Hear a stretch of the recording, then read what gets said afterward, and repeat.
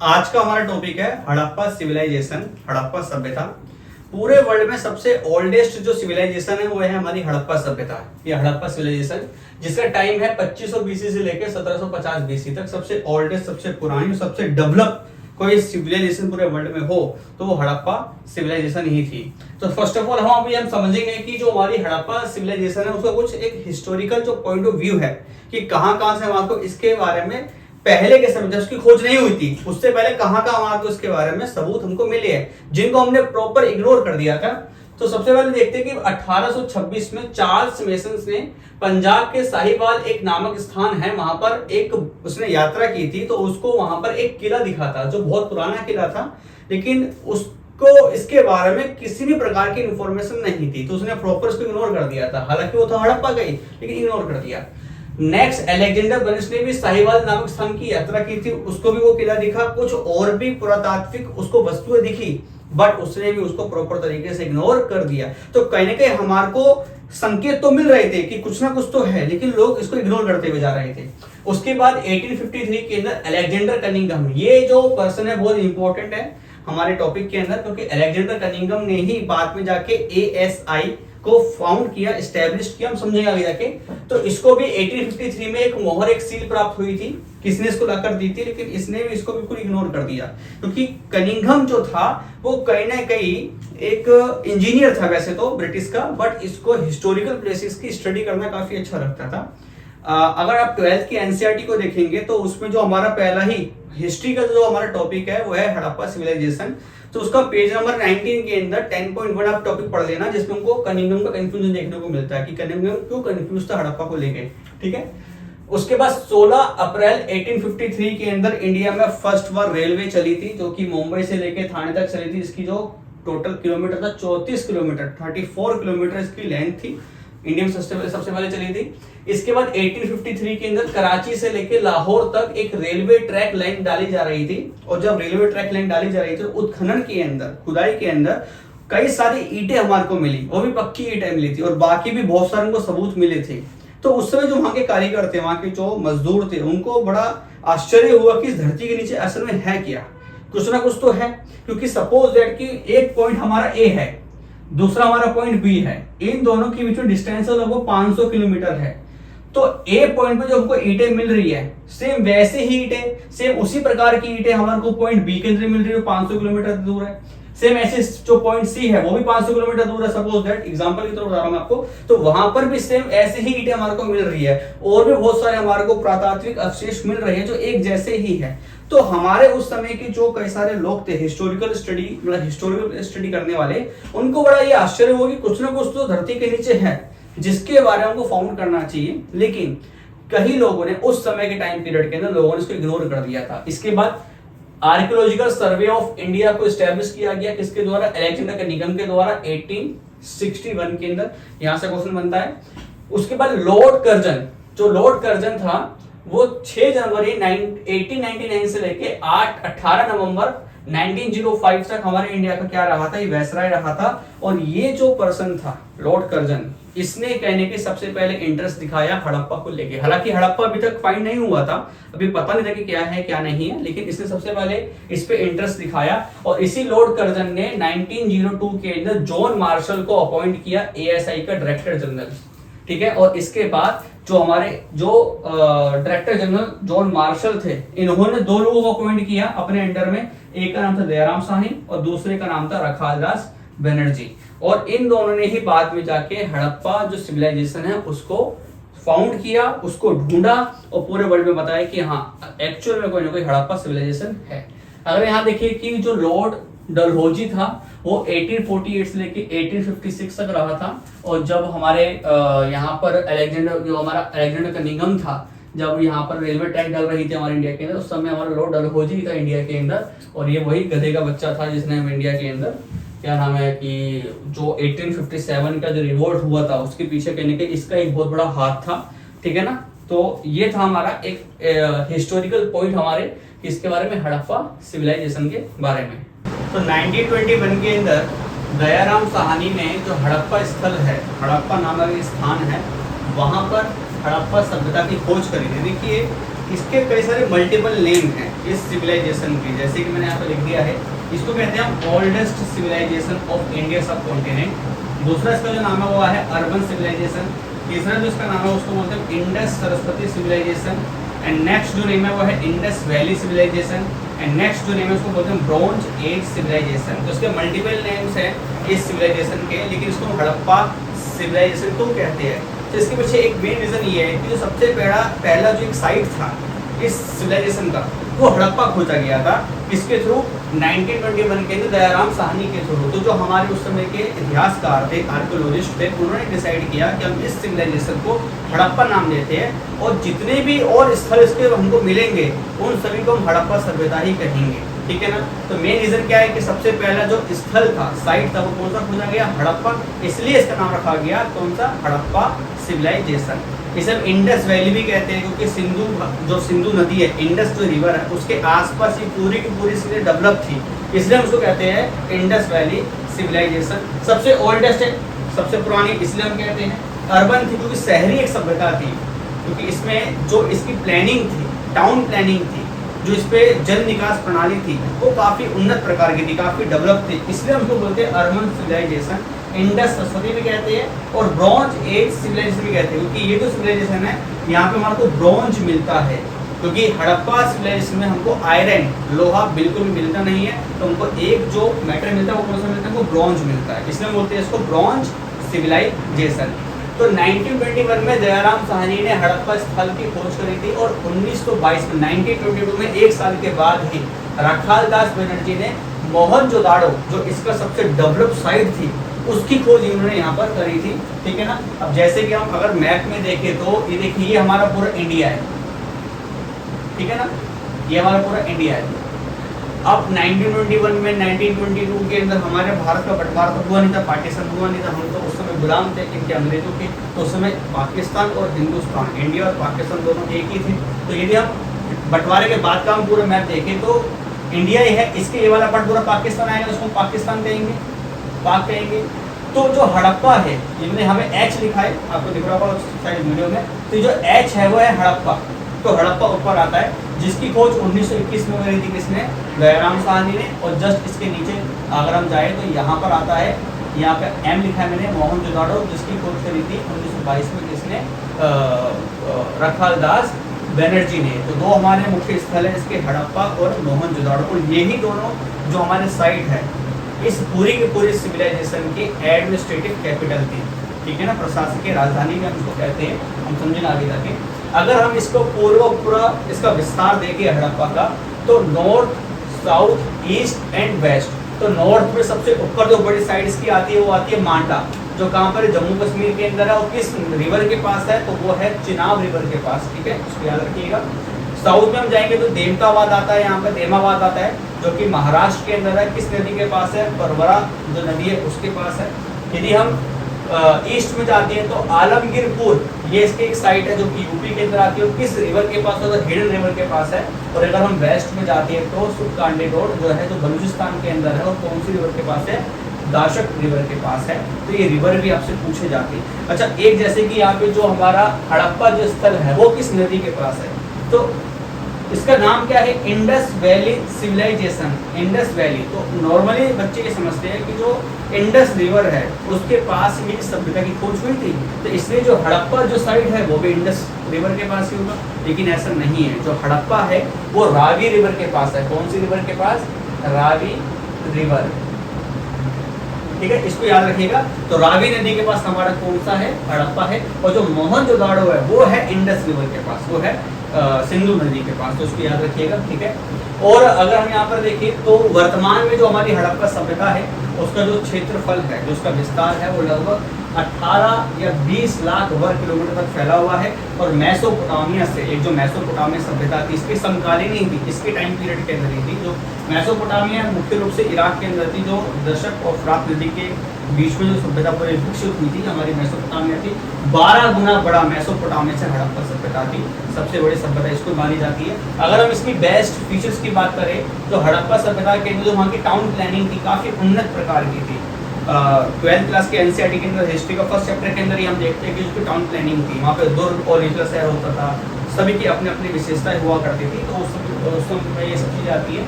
और उसका जो ड्रेनेज सिस्टम था, उसकी जो जल निकास प्रणाली थी, क्योंकि यहाँ पर प्रॉपर तरीके से हमारे गंदा पानी कैसे शहर से बाहर निकले, घरों से कैसे बाहर निकले, उसकी कैसे व्यवस्था की जाएगी, ये पूरी तरीके से इसको प्लानिंग के थ्रू यहाँ पर बनाया गया था। तो बेस्ट फीचर क्या है इसकी, टाउन प्लानिंग और ड्रेनेज सिस्टम, मतलब की जल निकास प्रणाली, ये सभ्यता की मुख्य विशेषता देखने को मिलती है। हड़प्पा सिविलाइजेशन में जो सबसे ज्यादा क्वेश्चन पूछे जाते हैं वो पूछे जाते हैं इसकी साइट, इसकी जो रिवर, उसके कब इसकी खोज की गई थी और इसका खोजकर्ता कौन था। तो मैंने यहाँ पे 15 साइट्स के नाम लिखे हैं। जैसे कि पहला जो है वह है सुतकांगेडोर, जो कि पाकिस्तान के अंदर आता है। 1927 में इसकी खोज हुई थी। दर्शक रिवर जो है उसके पास है ये, और खोजकर्ता कौन था, मार्क R.L. इस्ताइन, ठीक है, इसका एक नाम था ये। दूसरा आता है चन्हू-दड़ो, जो पाकिस्तान में चन्हू-दड़ो मुख्य रूप से क्राफ्ट प्रोडक्शन, शिल्प उत्पादन के लिए काफी ज्यादा फेमस था। और हड़प्पा सभ्यता में जितना भी शिल्प उत्पादन होता था उसका अधिकतर भाग हमारा हड़प्पा के अंदर, हमारा चन्हू-दड़ो के अंदर ही होता था। इसकी खोज 1931 में हुई थी। और ये जो चन्हू-दड़ो है वो सिंधु नदी के पास है, और खोजकर्ता कौन था, M.G. मजुमदार, ठीक है। नेक्स्ट जो हमारा साइड आता है वो आता है हमारा हड़प्पा। आपको मैं बता चुका हूँ पाकिस्तान के अंदर आता है। 1921 की खोज हुई थी। खोजकर्ता कौन है, दयाराम साहनी। नेक्स्ट आता है मोहनजोदाड़ो, पाकिस्तान में 1922 में खोज हुई थी। खोजकर्ता रखालदास बनर्जी। फिर आता है रोपड़, जो कि पंजाब के अंदर आता है। 1953 में इसकी खोज हुई थी। किस रिवर के पास, तो सतलुज रिवर जो है उसके पास। और खोजकर्ता कौन था हमारे के अंदर, Y.D.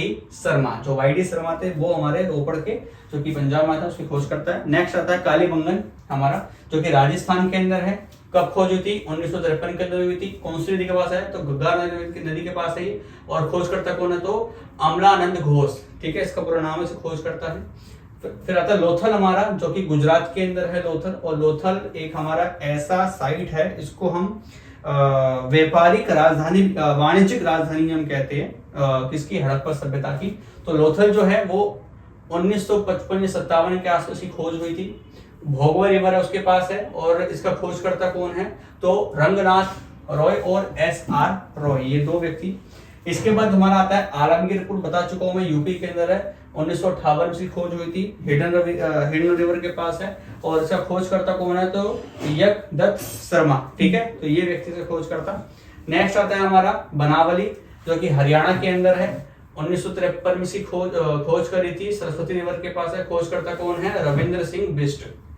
उसके बाद राखीगढ़ी आता है हमारा, जो कि हरियाणा हिसार के पास है। और याद रखिए राखीगढ़ी भारत में सबसे बड़ी साइट है हड़प्पा की। भारत में सबसे बड़ी जो साइट है वो हमारी राखीगढ़ी है। 1969 में इसकी खोज हुई थी। किस रिवर के पास है, सरस्वती रिवर के पास है। और किसने खोज करी थी, सूरज ने और राफिक मुगल ने, ठीक है। उसके बाद कोट डीजी आता है, जो कि पाकिस्तान के अंदर है, बलूचिस्तान के अंदर ही आता है मुख्य रूप से। 1935 में खोज हुई थी, इंडस रिवर के पास है। और खोजकर्ता कौन है, तो अफज अहमद खान। फिर धौलावीरा आता है हमारा, जो कि गुजरात के अंदर है हमारा।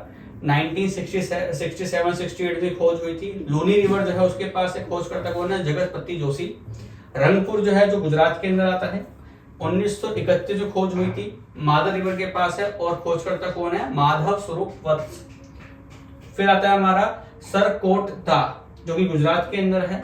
1964 में इसकी खोज हुई थी, सरस्वती रिवर के पास है। खोजकर्ता कौन है, जगतपत जोशी। और फिर मांडा आता है, जो कि जम्मू कश्मीर के अंदर है, चिनाब रिवर के पास है। 1982 में इसकी खोज हुई थी। खोजकर्ता कौन है, जगतपत जोशी। तो ये हमारे कुछ मेन साइट्स है हमारी हड़प्पा की। मैंने आपको 15 साइट यहाँ पे लिखवा दी है। इनकी खोज कब हुई थी, इनकी किस नदी के पास है, उसके खोजकर्ता कौन है, ये मुख्य रूप से एग्जाम के अंदर पूछा जाता है। एक बार आप इसका स्क्रीनशॉट भी ले सकते हो अच्छे तरीके से। तो ये जो हमारी रिवर है और जो हमारे पूरी साइट्स है, ये आपके एग्जाम के परिप्रेक्ष्य में बहुत महत्वपूर्ण है, ठीक है ना। तो यहाँ पे कंप्लीट होता है। अब हम मेन चीजें समझते हैं कि कौन कौन सी साइट पर कौन कौन सी साइट किस किस के लिए फेमस है मुख्य रूप से। तो आइए अब हम इसको समझते हैं। एग्जाम्स में जो क्वेश्चंस आते हैं वो ये आते हैं कि जो भी हमको साइट्स मिली थी उन साइट्स में हमको कौन कौन से पुरातात्विक वस्तुएं मिली है। और ये कई बार हमको कई सारे एग्जाम्स में देखने को मिलते हैं। तो अब जो हमारे वाला टॉपिक है उसमें हम ये डिस्कस करेंगे, तो यहाँ से बहुत क्वेश्चन करेंगे अपने एग्जाम के अंदर। तो इसमें देखिए सबसे पहले हड़प्पा है, ठीक है ना। तो हड़प्पा जो एक मेन साइट है हमारी इंडस वैली सिविलाइजेशन की, तो इसमें वो सबसे बिगेस्ट बिल्डिंग मिली है, सबसे बड़ी इमारत मिली है। कहाँ पे, हड़प्पा साइट के अंदर को मिली है।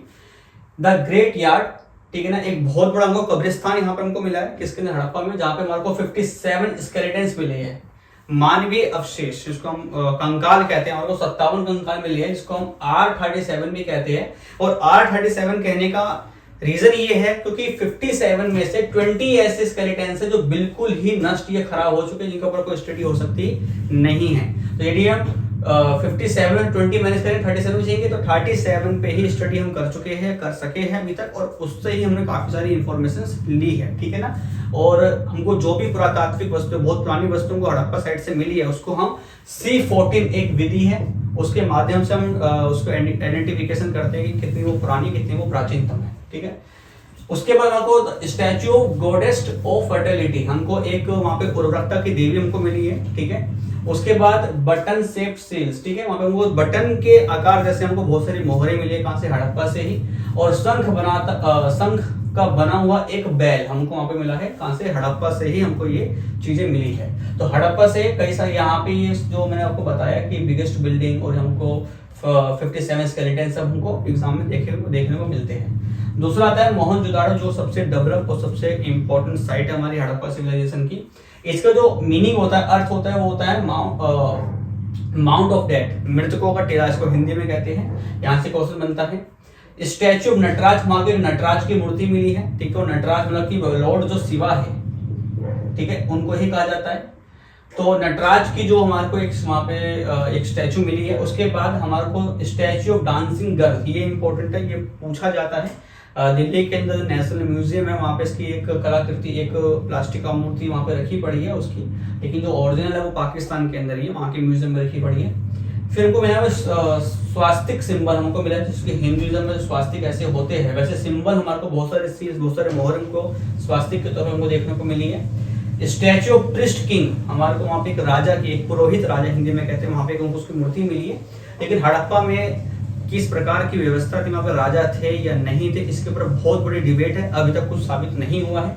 इसके बाद एक मोहर पर नाव का चित्र हमारे को मोहनजोदाड़ो से मिला है। प्रत्येक मकान में कुएं के साक्ष्य, कि वहां पर हमको लगभग 700 कुएं मिले हैं। कितने कुएं मिले हमको? 700 कुएं, ठीक है। और कुएं जो होते थे वो घर के बाहर बनाए जाते थे, ताकि बाहर का जो व्यक्ति वहां से मुसाफरी कर रहा है वो भी उस पानी का यूज कर सके। उसके बाद हमको वहां पे एक महाविद्यालय के भवन के साक्ष्य प्राप्त हुए, कहाँ पे, मोहनजोदाड़ो के अंदर। द ग्रेट बाथ, स्नानागार हमको वहां प्राप्त हुआ है। और स्नानागार जो था, द ग्रेट बाथ जो था, वो एक विशिष्ट अनुष्ठानों के लिए उसका उपयोग किया जाता था। और ये जो स्नानागार होते थे वो मुख्य रूप से दुर्ग में होते थे। कहाँ पे होते थे? दुर्ग में। देखिए मोहनजोदाड़ो के अंदर जो शहर थे, वहां पे टाउन्स होते, वो दो प्रकार के थे। एक थे दुर्ग, एक था निचला शहर। जो दुर्ग थोड़ी ऊंचाई पे होते थे, निचला शहर जो नीचे होते थे, वो आवासीय थे, रहने लायक थे दुर्ग जो निचला शहर था। और दुर्ग जो था वो वहां पे विशिष्ट आयोजन के लिए वहां पे उसका प्रयोग होता था, जहाँ पे स्नानागार हुआ करते थे। स्नानागार को हम एक तरीके से हम कह सकते हैं कि एक स्विमिंग पूल टाइप, ठीक है ना। एक मूवी है मोहनजोदाड़ो, ऋतिक रोशन की, उस मूवी के अंदर हमारे को स्नानागार दिखाया गया है दुर्ग के अंदर। वहां पे दुर्ग भी दिखाया गया, निचला शहर भी दिखाया गया। आप वो मूवी देख सकते हो। अगर आपको हड़प्पा के बारे में मतलब ग्राफिकल आपको नॉलेज चाहिए तो वो मूवी बहुत अच्छी है देखने लायक, ठीक है। इसके बाद आता है हमारा चन्हूदड़ो। चन्हूदड़ो हमारा जो बहुत इंपॉर्टेंट है, भी पाकिस्तान में एक साइट है अगर देखा जाए। और बेसिकली इसका जो उपयोग होता था वो होता था सिल्क उत्पादन के लिए, क्राफ्ट प्रोडक्शन के लिए। तो एकमात्र ग्रामीण क्षेत्र पूरे के पूरे हड़प्पा सभ्यता में एकमात्र ग्रामीण क्षेत्र था। दूसरा, एक भी हमको दुर्ग प्राप्त नहीं हुए, जो ऊपरी शहर हमको आज तक वहां पे नहीं मिले हैं। एक भी पक्की ईंटों का मकान हमारे को नहीं मिला है। कहाँ पे? चन्हूदड़ो के अंदर। गोल एवं कच्ची ईंटों के साक्ष्य यहाँ पे हमको मिले हैं। यहाँ पे जो ईंट उपयोग में लाते थे वो गोल होते थे, बाकी जगहों पर अलग प्रकार की ईंटें होती थी। और यहाँ पे जो ईंट थी वो कच्ची ईंटों का उपयोग होता था। एक मन के बनाने का कारखाना हमको यहाँ से प्राप्त हुआ है। हमको यहाँ पे हाथी के दांत प्राप्त हुए हैं।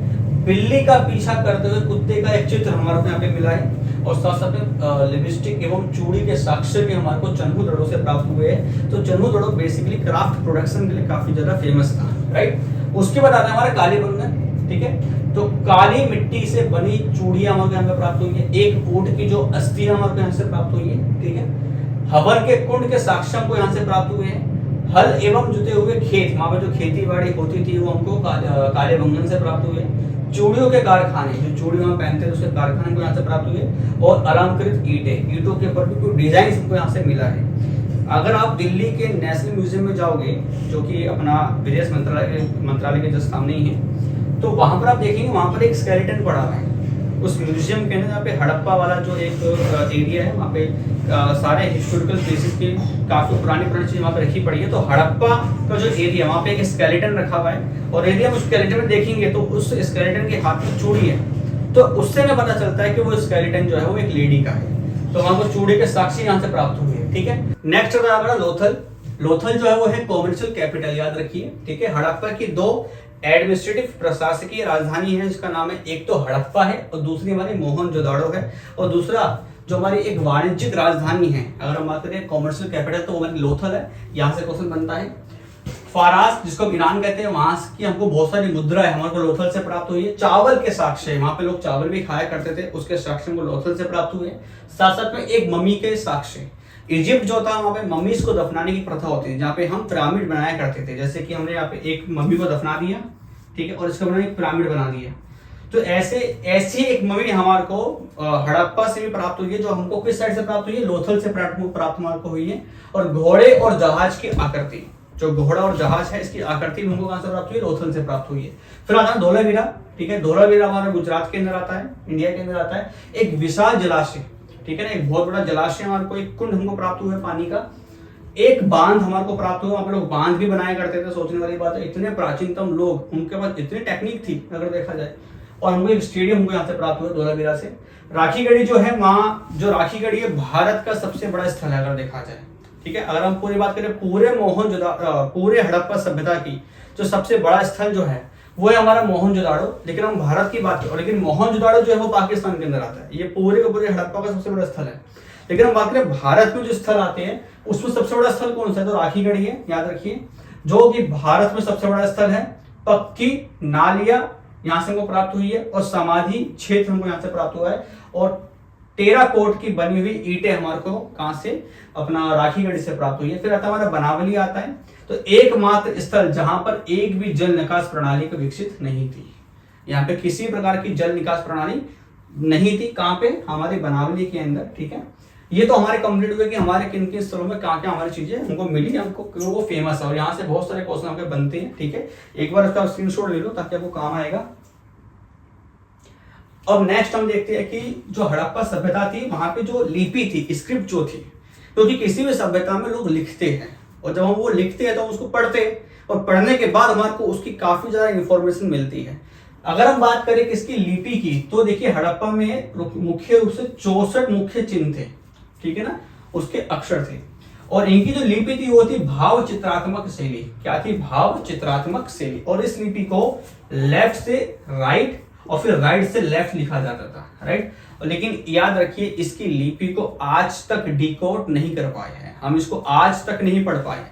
इसलिए हमारे को इसकी लिपि तो मिली है लेकिन पढ़ नहीं पाए, इसलिए हमारे को इसके बारे में इंफॉर्मेशन बहुत ज्यादा कम है अगर हम लिखित दस्तावेजों की बात करें। और देखिए इनकी लिपि कुछ इस प्रकार की होती है। ठीक है ना, अब देखिए कुछ ऐसा बना रखा है, कुछ टी टाइप बना रखा है, यहाँ पे उल्टा हार्ड बना रखा है, यहाँ पे देखिए क्या जीरो कुछ ऐसा चक्र वक्र बना रखा है, यहाँ पे कोई डिजाइन बना रखा है। अब बताइए कौन पढ़ सकता है इसको? अगर आप पढ़ सकते हो तो इतिहासकार बन जाओ आप। आज तक तो कोई पढ़ नहीं पाया इसको, ना जॉन मार्शल, ना रफाकदास बनर्जी, ना दयाराम साहनी, ना कनिंगम तो था ही नहीं उस समय जब पढ़ना लाइक पर जब चीजें मिली होगी। तो आप बताइए, आप पढ़ के दिखाओ अगर पढ़ सकते हो तो नहीं पढ़ सकते, सिंपल सी बात है। तो अराउंडेबल जो हमारा हड़प्पा सभ्यता है यहाँ पर कंप्लीट होता है, क्योंकि हमने स्टार्टिंग से लेके एंड तक जो आपके एग्जाम में इंपॉर्टेंट था हमने समझ लिया। ठीक है, एक चीज और है इसके अंदर कि हड़प्पा सभ्यता का कैसे अंत हुआ। तो इसमें बहुत सारे मिथ है, लेकिन एक्चुअल हमारे को जानकारी हम सटीक कह सकते ऐसा ही हुआ, ऐसा नहीं। कुछ लगते हैं कि डिजास्टर आया हो, भूकंप आया हो, सुनामी आई हो, या कुछ और अकाल पड़ गया हो इसलिए हड़प्पा खत्म हो गई। कुछ कहते हैं कि आर्यंस का आगमन हुआ, इसके बाद इनके बीच में कुछ इनके बीच में कुछ लड़ाइयाँ हुई, इस कारण से हड़प्पा का अंत हो गया। तो कई सारे तो मिथ है कि कैसे हुआ कैसे नहीं हुआ, वो अलग चीज है। दूसरा कि हड़प्पा में धर्म था या नहीं था, रिलीजन था या नहीं था। अगर हम ऐतिहासिक पृष्ठभूमि से देखें तो हड़प्पा के बाद ही वैदिक सभ्यता आई है, फिर वहां से ही हिंदुइज्म आया, उसके बाद फिर जैनिज्म बौद्धिज्म वहां से निकल के सामने आया, फिर क्रिश्चियनिटी आई, उसके बाद 570 के अंदर इस्लाम निकल के सामने आया, और 1469 के अंदर गुरु नानक का जन्म हुआ, तो वहां से सिखिज्म निकल के सामने आया। तो धर्म सब उसके बाद ही आए हैं। तो हड़प्पा में क्या धर्म था आज तक पता नहीं लग पाया, कि क्योंकि किसी हमने यहाँ पे जितना भी उत्खनन किया हमें कोई भी एक टेम्पल यहाँ पे नहीं मिला, मंदिर नहीं मिला। कि और भगवान की हमने जो मूर्ति मैंने आपको बताई कि यहाँ पे नटराज की मूर्ति मिली है, या हमारे को स्वास्तिक के सिंबल मिले हैं, या हमारे को पुष्पपतिनाथ के हमको चित्र यहाँ पे मिले, या हमको चीजें मिली है, तो एक ऐसा रुझान है कि थोड़ा हिंदुइज्म से इन्फ्लुएंस होंगे, हो सकता है। क्योंकि देखिए अभी तक हमने जो हड़प्पा की जानकारी हमारे पास बहुत कम है, क्योंकि हमने उसका उत्खनन रोक दिया। हो सकता है कि मंदिर हो सकता है कि हम लोग भगवान की पूजा करते हो, लेकिन उसके बारे में हमको आज नहीं पता। जब कभी भविष्य में उत्खनन होगा और ज्यादा खुदाई होगी और चीजें बाहर निकलेगी, तब हमें पता चलेगा, हो सकता है वहां पे भगवान थे ही नहीं थे। लेकिन अभी तक तो नहीं है ऐसा। लेकिन मैसोपोटामिया में थे, हमको 11th में पढ़ाई उसमें देखने को मिलता है। तो यहाँ पे पूरा हमारा हड़प्पा खत्म होता है स्टार्टिंग से एंड तक, ठीक है ना। और इसके बाद अब हम एंटर करेंगे किसमें, वैदिक सिविलाइजेशन के अंदर, और उसके बाद हम जाएंगे 16 महाजनपद, और उसके बाद हम मगध के अंदर, वहां पे हम 7 राजवंश वहां पे पढ़ेंगे, ठीक है। तो वीडियो आपको पसंद आई तो उसको प्लीज सब्सक्राइब कीजिए, शेयर कीजिए, लाइक कीजिए, और मिलते हैं आपसे नेक्स्ट वीडियो के अंदर। Thank you.